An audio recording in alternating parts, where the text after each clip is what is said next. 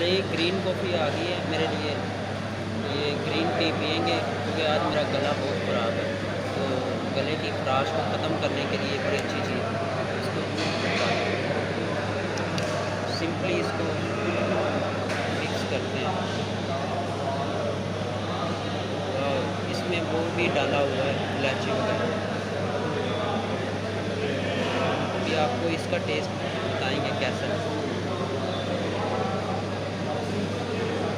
ये इसको थोड़ा मिक्स कर दें, बिकॉज मिक्स करना ज़रूरी है।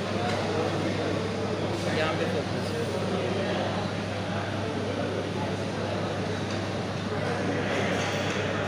हो गया। अब इसको जस्ट प्लेट पे रख दें। ये मैंने रखा।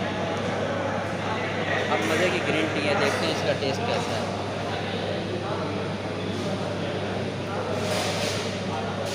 मज़ेदार मज़ेदार। तो ये गले की खराश जाती रहेगी।